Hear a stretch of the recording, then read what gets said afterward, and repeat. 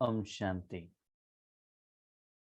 आज के वरदान सदगुरु बाप के द्वारा गुणमूर्त बच्चों के प्रति डेट 16 जनवरी 2022। वरदान है, ज्ञान के साथ साथ गुणों को इमर्ज कर नंबर 1 बनने वाले सर्वगुण संपन्न भव। ज्ञान के साथ साथ गुणों को इमर्ज कर नंबर 1 बनने वाले सर्वगुण संपन्न भव। जब हम बाबा के घर में आए तो बाप दादा ने पहले हमको ज्ञान दिया कि बच्चे आप कौन हो, कहाँ आए हो, क्यों आए हो, आपका कर्तव्य क्या है।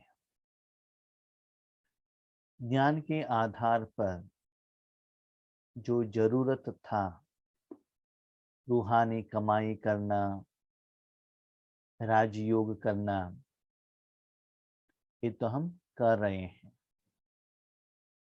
उसके साथ सद्गुणों का धारणा, नियम का पालना, श्रीमत लेना, सेवा भी कर रहे हैं। जब राजयोग निरंतर करते हैं, वही योग गुण में परिवर्तन हो जाता है। माना वो कर्म करना आपके लिए सहज हो जाता है। जैसे एक कोई लड़की अपनी माँ के घर में रहती है तो माँ को डांटती है, भाई बहनों को डांटती है, लेकिन जब शादी करके अपने घर में आती है, पति के घर में सास ससुर रहते हैं, पति रहते हैं, सभी लोग बड़े हैं, तो किसी के साथ झगड़ा नहीं कर सकते हैं। लेकिन पिता के घर से जो संस्कार, जो गुण लेकर आए थे, किसी ने कुछ कहा ओपोज करना, झगड़ा करना, मैं जो कहता हूं वैसे ही चलना, जब वो नहीं होता है तो अपने को मोल्ड कर लेती है, संस्कार परिवर्तन हो जाता है और सहन करने का जो गुण है स्लोली धारणा कर लेती है। उसके बाद क्या होता है, वो सहन का गुण धारण करना उनके लिए आसान हो जाता है। हर कर्म में वो सहनता का गुण इंक्लूडेड हो जाता है। तो वैसे ही हम ज्ञान के आधार पर राजयोग कर रहे हैं, शक्ति ले रहे हैं, सेवा कर रहे हैं, लेकिन जब वो सेवा निरंतर हो वो गुण बन जाएगा। इसलिए सत्युग में जो देवताओं को कहते हैं 16 कला संपूर्ण, माना हर कर्म में वो गुण उनमें इंक्लूडेड होता है। जैसे कि स्टार्टिंग में हम बाबा के घर में आते हैं तो ओम शांति कहना, भाई कहना, बहनें कहना, कैसे भोजन खाना, ये सब हमको मालूम नहीं रहता था। लेकिन वो सभी नियम, श्रीमत, वो सभी हम लोगों को मालूम है ना। बाबा के घर में जाएंगे तो बाहर आने तक हमको कैसे रहना है। तो वैसे ही बाबा कहते हैं, बच्चे गुणों को इमर्ज करो। सिर्फ ज्ञान के आधार पर मैं आत्मा हूं, परमात्मा को याद कर रहा हूं, इतना तक नहीं, इससे भी थोड़ा क्या करना है, एक्स्ट्रा, एडेड, एडिशन। माना राजयोग का नेक्स्ट स्टेप, गुण में क्या होगा, वो परिवर्तन हो जाएगा। रिसेंटली देख लीजिए, बाबा गुणों के बारे में ही 3-4 दिन से वरदान कह रहे हैं। गुणों को धारण करो, गुणों का दान करो, गुणमूर्त बनो। तो बाबा के साथ साथ आत्मा के अंदर जो गुण है वो भी इमर्ज करना है। लेकिन वो गुण आता कहां से? क्योंकि आत्मा तो एक एनर्जी है, जिसके साथ कनेक्ट होता है उसमें जो गुण और अवगुण का प्रभाव उसमें आ जाता है। तो बाबा कहते बच्चा आपके पास दो ऑप्शन है। एक, तन के तरफ, दुनिया की तरफ अपने मन को लगाएंगे, वहां रावण है, माया है, विकार है। तो क्या होगा? अवगुण आपको लग जाएगा। वही अपने मन बुद्धि को परमात्मा में रखेंगे तो क्या होगा? वो तो गुण का सागर है, उसका असर आप में आ जाता है। तो अभी आप डिसाइड कीजिएगा आपको अंतर्मुखी होना है कि बाहर मुखी होना है। अंतर्मुखी माना आत्मा के प्रति, परमात्मा के प्रति। जैसे लौकिक घर के अंदर आ गए, सारा डोर क्लोज किया, सारा विंडो क्लोज किया, तो बाहर का कोई भी धूप या बारिश या पानी या गंदा जो मट्टी अंदर नहीं आता है। डोर ओपन करके बाहर की दुनिया की तरफ गए, दुनिया में जो मट्टी है, जो भी कोल्ड है, गर्मीपन है, जो भी है, उसका असर शरीर के ऊपर लग जाएगा। वो सभी लगेगा तो आपको अच्छा लगता है क्या? ठंडी लगता है, बारिश से कपड़ा पानी पानी हो गया है, बाहर जाने से पसीना आ रहा है, तो उसके साथ आपको काम करना अच्छा लगता है क्या? घर में आएंगे, आराम से रहेंगे, एसी है, जरूरत है पानी पी लेंगे, भोजन खाएंगे, ब्रेकफास्ट खाएंगे, बेड है तो सो जाएंगे, तो क्या अच्छा लगता है? क्या अच्छा लगता है डिसाइड करने के लिए दोनों अनुभव आपके पास रहना चाहिए।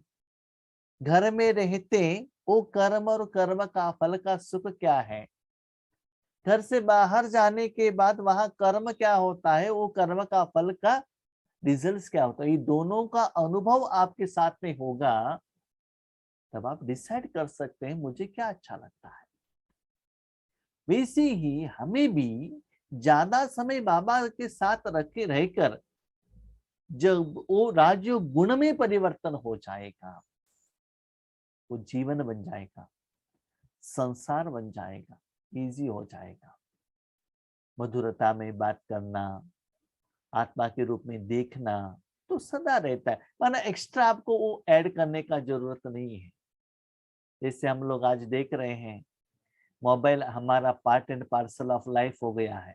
जहां भी जाओ हमारे साथ मोबाइल रहता है, भले पर्स नहीं रहता है लेकिन मोबाइल सदा रहता है। सो जाएंगे तो भी बाजू में रहेगा, ऑफिस में जाएंगे वहां भी रहेगा, जहां भी जाते हैं, रसोई में जाते हैं वहां भी जाते हैं, पार्ट एंड पार्सल ऑफ एक लाइफ।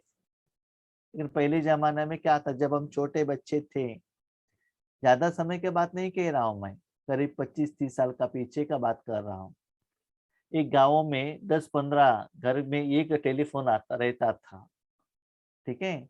रिंग बजता था तो वो आकर बताते थे आपको एक फोन आया है, तो तब हम वहां भागते थे। लेकिन आज क्या हो गया, मोबाइल के बिना हम रह ही नहीं सकते हैं, वो जरूरी एक साधन हो गया है। इतना सुंदर बात है, पेट के लिए तो आधा खाते हैं लेकिन मोबाइल में करेंसी जरूर रहेगा, करेंसी नहीं रहेगा तो भी इंटरनेट तो जरूर चाहिए, इतना वो नीड्स ऑफ द डे बन गया है। तो वैसे ही बच्चे, सच्चा जिंदगी जीना है, सफलता का जिंदगी चाहिए, ईश्वरीय सेवा करना चाहिए, तो गुण को भी धारण करना है, तभी आपका लाइफ क्या होगा, इजी, सहज, सरल, आसान हो जाएगा। इसीलिए ज्ञान के साथ साथ क्या है, ज्ञान अपने को आत्मा समझ मुझ बाप को याद करो, उसके साथ साथ जिनको याद कर रहे हो उनका गुण भी धारण करो। कैसे? जैसे जब आप माँ के घर में रहते थे, माँ ने अपने जिंदगी में जैसे सहनता का गुण धारण किया है, वैसे ही आपको भी जब आप माँ बने, पत्नी बने, वो गुण धारण करना है। क्योंकि आपने देखा है ना, अपने माँ को देखा है ना, अपने सास को देखा है ना, कभी कभी जब आप बड़े बनते हैं, बच्चे डांटते हैं, तभी हमको चुप रहना पड़ता है।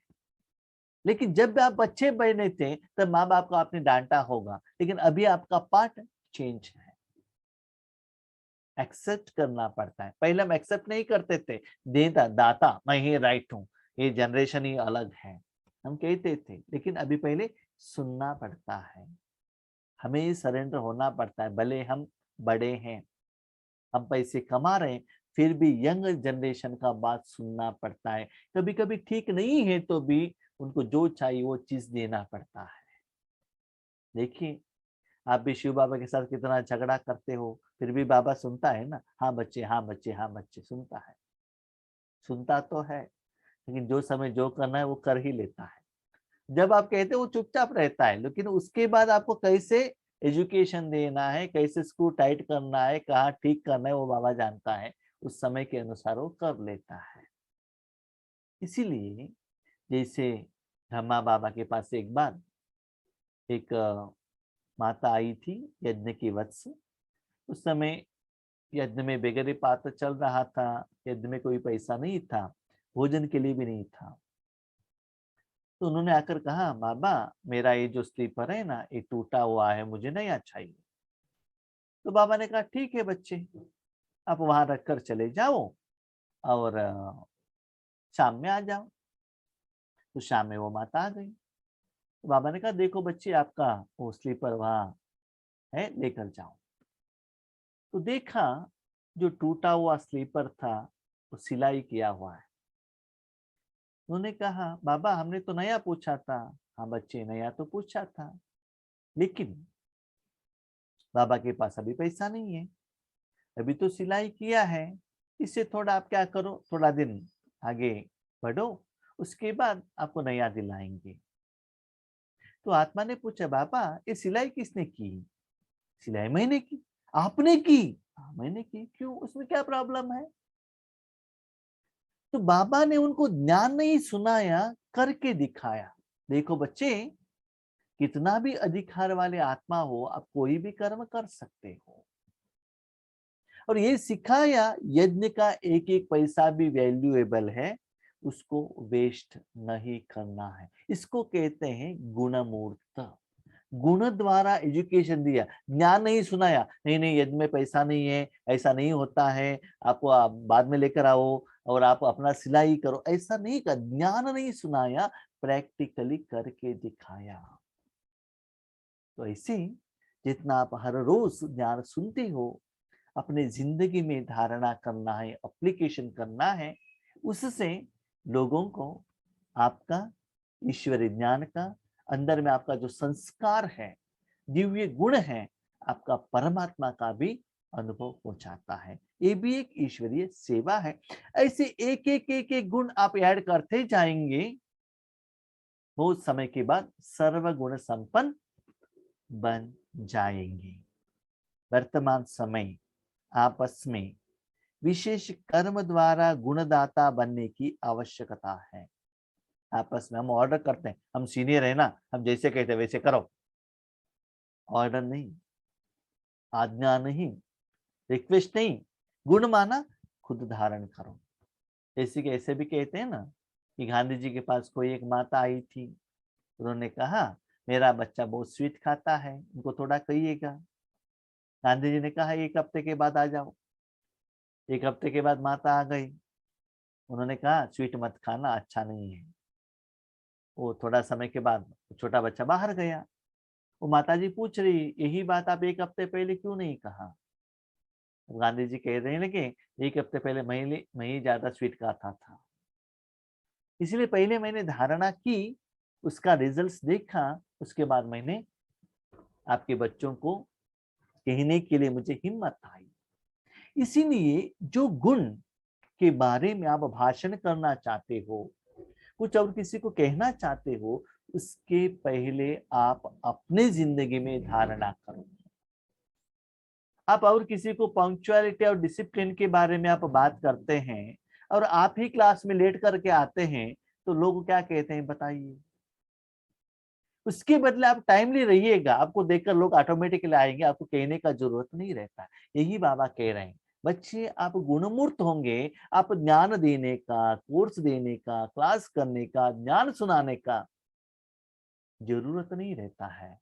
आपका गुण ही उनको भगवान का संदेश देता है, इससे ही सेवा होता है। तो बाबा रिसेंटली ये कहला रहे हैं कि सेवा का स्टाइल कैसे चेंज करना है। उनको आप आत्मा हो, ये संस्कार है, मन है, बुद्धि है, कार्य, ये कहने का भी जरूरत नहीं रहता है, ऐसे भी आप सेवा कर सकते हो। तो समय के अनुसार गुणदाता बनने की आवश्यकता है, इसलिए ज्ञान के साथ साथ गुणों को इमर्ज करो। याद रखिएगा, बहुत सुंदर बात। ज्ञान के साथ साथ गुणों को इमर्ज करो। क्या ज्ञान? आत्मा समझकर परमात्मा को साथ में रखकर वो गुण को इमर्ज करो।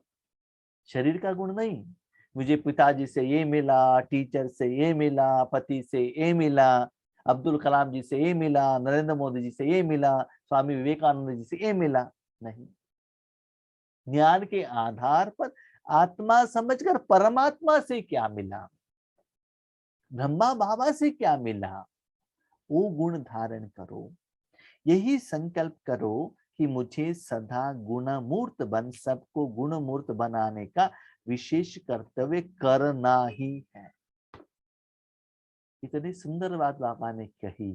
बच्चे, वो गुण देने वाला भी मैं हूं, आप सिर्फ मूर्त हो। सिर्फ आत्मा समझकर परमात्मा के साथ कनेक्शन में रखना, किनको क्या गुण कैसे प्रत्यक्षता कराना है वो मैं करता हूं। किस वक्त को क्या चाहिए, क्या नहीं चाहिए, कितना चाहिए, कैसे देना है, भगवान जानता है। मूर्ति सिर्फ एक इंस्ट्रूमेंट है।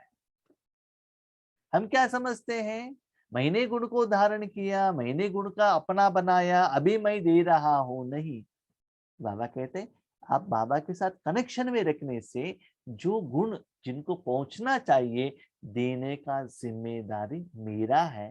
याद रखना, जिनको मैं देता हूं आपके द्वारा जाता है, तो आपको भी अनुभव होना चाहिए, क्योंकि आप मिडल में मीडिएटर हो ना, तो आपको भी अनुभव होना चाहिए।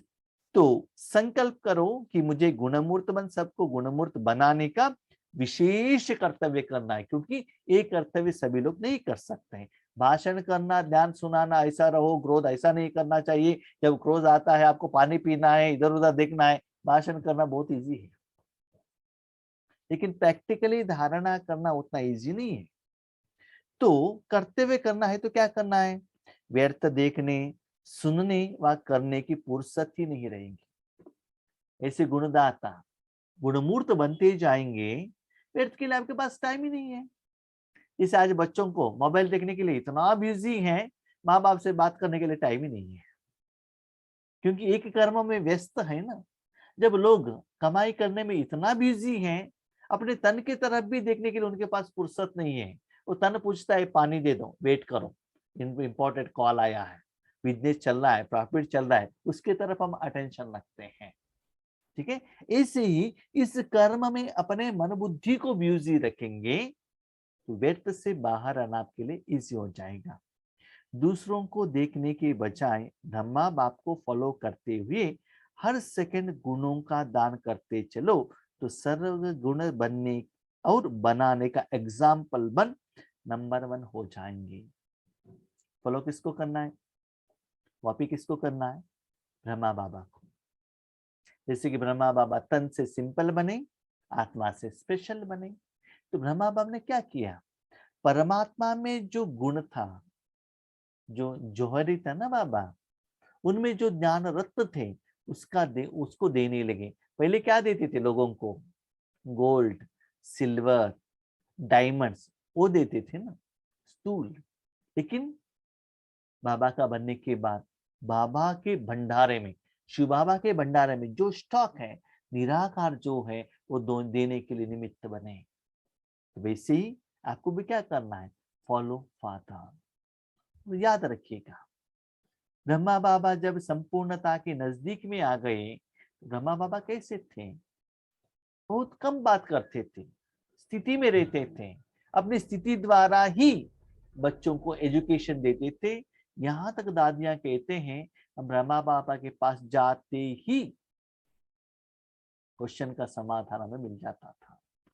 ठीक है, मैं एक एग्जांपल देता हूँ।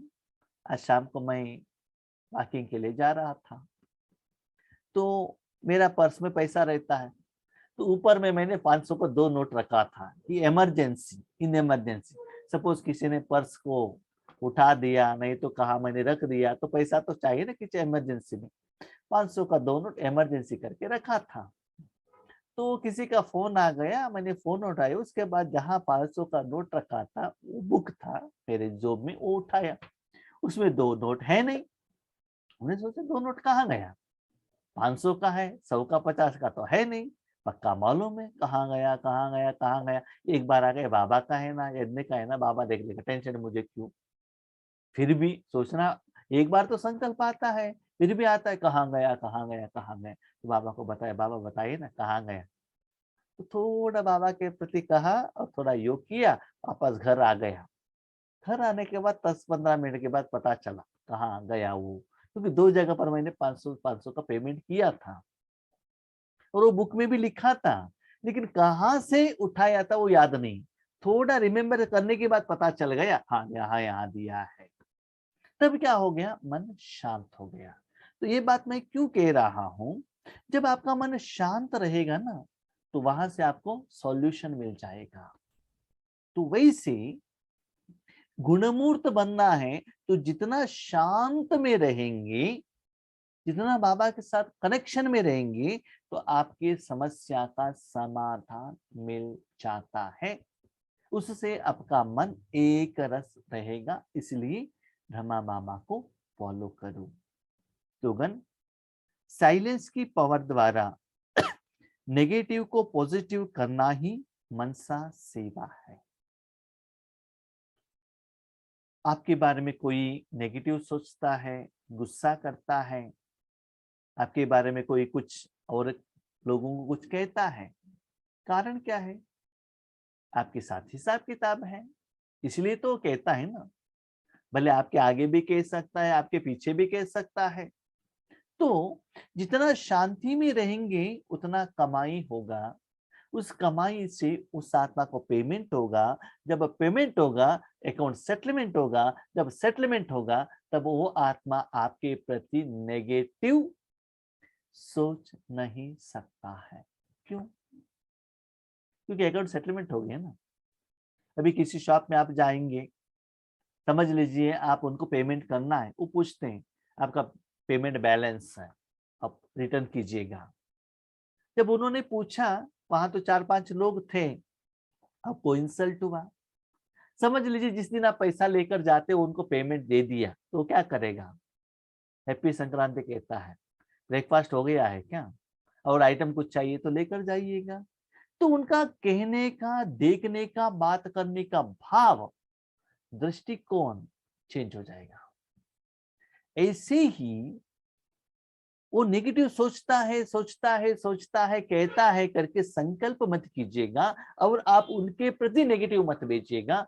उसके बदले शांत रहने से, उस शांति के शक्ति से बाबा की शक्ति को उनकी तरफ भेज लीजिए। बाबा को कहिए, बाबा उस आत्मा का अकाउंट सेटलमेंट कीजिएगा। जितना सेटलमेंट होता ही जाएगा, चाहिए तो आप चेक कीजिएगा, याद रखिएगा। अभी क्वेश्चन, सेटलमेंट किसके साथ रहता है? क्या शॉप वालों से रहता है? क्या दूध वालों से रहता है? न्यूज़पेपर वालों से? किन से रहता है? सच्चा बताऊं, ज्यादा आपका अकाउंट आपका नजदीक रिश्तेदार साथ वालों से ही रहता है। आपके बच्चे, आपके पति, भाई बहन, अलौकिक परिवार, उनसे ही रहता है। चेक कीजिए, जिनके साथ आपका अच्छा रिलेशन है तो पॉजिटिव है, जिसके साथ बार बार डिफरेंस ऑफ ओपिनियन होता है, झगड़ा होता है, तो समझ लीजिए नेगेटिव है। Whoever it may be। सिर्फ सुनकर मेरा बेटा ऐसा है, पति ऐसा है कहने से कुछ नहीं होता है। तो ऐसे करके मनसा सेवा करो, तब वो अकाउंट सेटलमेंट होगा, तब आपका मन ईश्वरीय सेवा के लिए मिल जाएगा। नहीं तो बार बार बार बार आपके साथ में रहने वाले जो आप अपने समझते हैं उनके द्वारा ही आपको टेस्टिंग पेपर आ जाएगा। हम क्या समझते हैं, ये तो हमारे हैं, हमारा परिवार के हैं। कोई हमारे नहीं है, सब लोग आत्मा का अकाउंट का हिसाब किताब है। टोटली आत्मा is independent, unique and separate. आत्मा को जो कुछ भी मिलता है अपना कर्मों का हिसाब किताब भी मिलता है। न आत्मा किसी को कुछ दे सकता है, किसी से कुछ न ले सकता है। जो भी देता है अपना ही है, जो भी लेता है अपना ही है। उसके लिए आत्मा ही रिस्पॉन्सिबल है। यस, अच्छा चाहिए अच्छा दे दीजिए, बुरा चाहिए बुरा दे दीजिए। बुरा मिला है तो एक दिन मैंने गलत किया है तो उसको ठीक कर सकते हैं। पेट दर्द हो गया, टैबलेट्स लेकर उसको ठीक कर सकते हैं। इसलिए मनसा सेवा माना सिर्फ इतना नहीं कि मैं ग्लोब को सकाश दे रहा हूं, उससे भी ज्यादा अपने नजदीक वालों के साथ जितना आपको बार बार बार बार बार संस्कार मिलनसार नहीं हो रहा है, उनको क्या कीजिएगा, ज्यादा पहले वाइब्रेशन भेजकर अकाउंट सेटलमेंट करके तो देख लीजिए। तब आपका राजयोग क्या है, नेगेटिव को पॉजिटिव में कैसे परिवर्तन करना है, ये आपको पता चलेगा। उसके बाद लास्ट बात, आपको सेवा के लिए आपका शरीर सपोर्ट नहीं कर रहा है, बार बार कोई बीमारी आता है, इसका मतलब उस शरीर को भी आपने नेगेटिव एनर्जी दिया है। उस शरीर को भी भगवान का शक्ति देते जाएगा, तब देखिए वो शरीर भी आपका बात मानने लगेगा। कितना सुंदर फॉर्मूला, कितना सुंदर विधि, हर समस्या का समाधान हमको बाबा ने दिया है। लेकिन हमारा राजयोग यथार्थ न होने के कारण उसका जो रिजल्ट है वो हमें नहीं मिल रहा है। ठीक है, अच्छा, Om Shanti. Thank you Baba.